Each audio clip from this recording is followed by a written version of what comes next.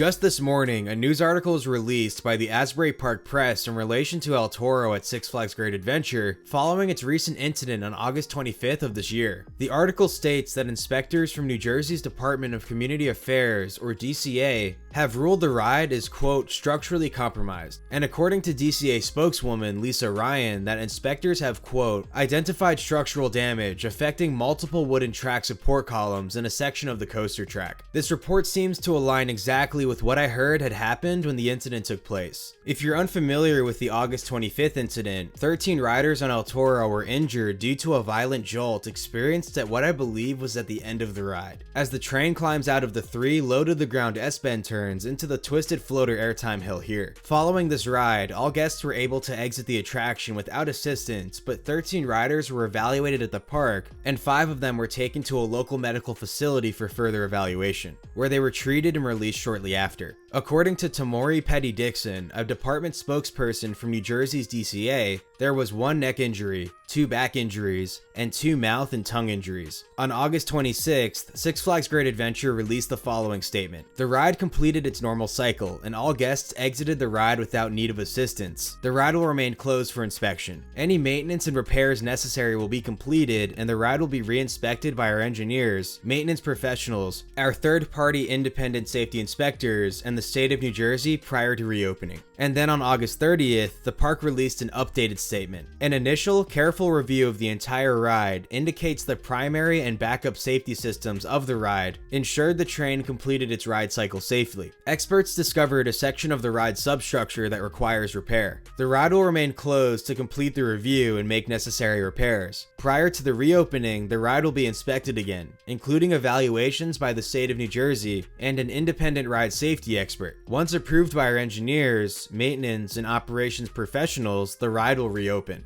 Great Adventure's statement from August 30th and the DCA's findings during their investigation line up with what I've heard happened to El Toro. So let me try to give a few more details to the story based on what I heard now that we have more concrete evidence from the DCA. And please do not take what I say as the truth, because as far as I know, it hasn't been publicly confirmed in any reports. And some of this is my own speculation. Like most wooden roller coasters, El Toro's bent posts, which are large vertical wooden timbers as indicated here, are held to concrete footings, aka the substructure, with the use of steel anchors. The steel anchor is this entire section circled here. Each anchor is fastened to the concrete footings with anchor bolts as indicated here. At the bottom is the load plate indicated here, and extending from the load plate is a steel saddle bracket which consists of these 2 pieces of steel indicated here. Each wooden bent post is held from the saddle bracket with the use of large lag bolts that are able to bear the immense loads that come down from the ride's superstructure into the substructure and keep the bent posts attached to the anchors. What I guess may have happened is somewhere on this turn near the end of the ride, a bent post or 2 may have already been split around the lag bolts holding them to the footings underneath, causing them to possibly sit lower in position than designed and not to be properly supported. This damage may have slowly grown over time and somehow went unnoticed. And on August 25th, it grew to a point where it became a major problem. At this point, an entire section of the support structure was compromised since the superstructure relies on a firm connection to the ride's substructure. Newton's third law of motion states that for every action, there is an equal and opposite reaction. So in the case of a coaster structure remaining in one piece, when a coaster train exerts any kind of force on its supporting structure, the substructure and superstructure are designed to provide an opposite and even more powerful resisting force, which is why the structure doesn't fumble during normal operation. But without a firm connection to the substructure, when one of El Toro's trains came screaming around this part of the ride, a few things most likely happened. One is that since forces couldn't be absorbed by the concrete footings where the bent post had split, those forces need to be absorbed some other way. So those forces were most likely absorbed by other structural members, and then the loads were distributed to other footings, which may have subjected other bent posts to more loads than they were designed to transfer at the lag bolts and steel anchors. Additionally, it likely caused the track and structure to dip lower ever so slightly, enough so that riders traveling at 40 to 50 miles per hour felt a violent jolt similar to if you struck a curb in your car while traveling at the same speed. In the blink of an eye, the jolt caused by the compromised structure may have meant the train exerted even more forces than normal on this turn of the ride. So the other bent posts that were already trying to make up for the failed bent posts now had even more forces to sustain, causing them to fail as well.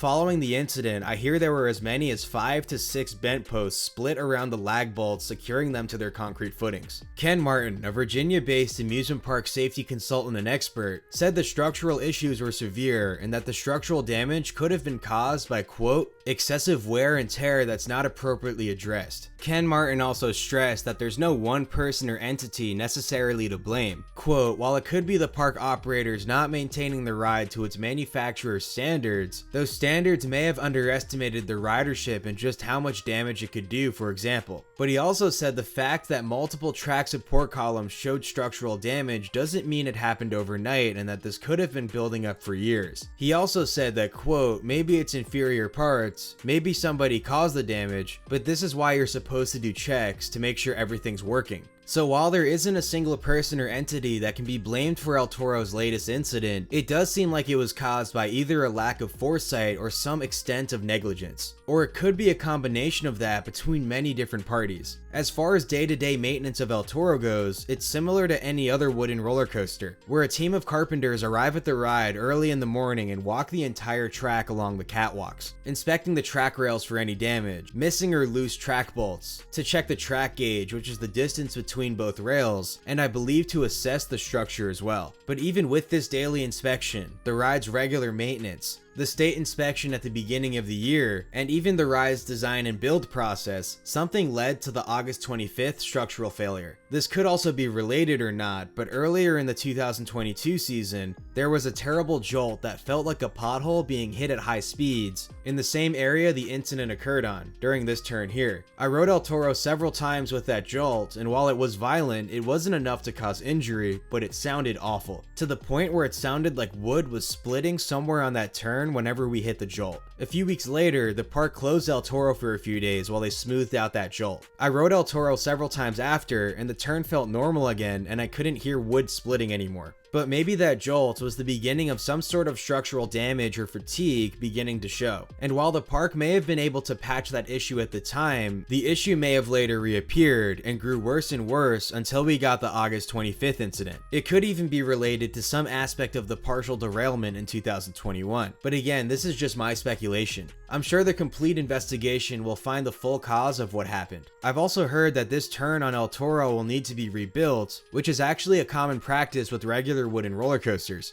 But with El Toro being a prefabricated wooden coaster, it could make things a little more difficult if the replacement structural pieces must be ordered from the German company Cordes Holzbau, the original manufacturer of El Toro's prefabricated wooden structure. Cordes Holzbau uses the finest pieces of pine wood from German forests, then pre-cuts and pre-drills all wooden pieces, and then impregnates them afterwards for the best longevity. If it's necessary to rebuild this part of Toro, this would absolutely be the best way to do it, but it could be the most expensive and could require a longer amount of time. So do I think El Toro is done for good following this new article? I'm leaning towards it'll be staying. In Great Adventure's statement on August 30th, the park stated they are working to hopefully reopen the ride. And hopefully New Jersey's DCA is okay with El Toro once the cause of the incident is fully determined and modifications are carried out that prevent the accident from happening again. And while this incident has certainly hurt the reputation of the ride with the general public, especially that this is the second incident following one last year in 2021, I still think that once El Toro reopens, it'll still remain a popular attraction. We've seen roller coasters reopen following much more horrific accidents, and they're still going strong today. El Toro is award-winning and has been voted the world's best wooden roller coaster twice by the Golden Ticket Awards, and was recently voted the world's third best wooden coaster by the Golden Ticket Awards for 2022. But I do think something should be done to the ride to build the public's trust again with the coaster. Whether that means a more significant rebuild of the coaster that involves retracking and structural work, or something else along those lines that can serve as hard evidence that El Toro is now in better shape.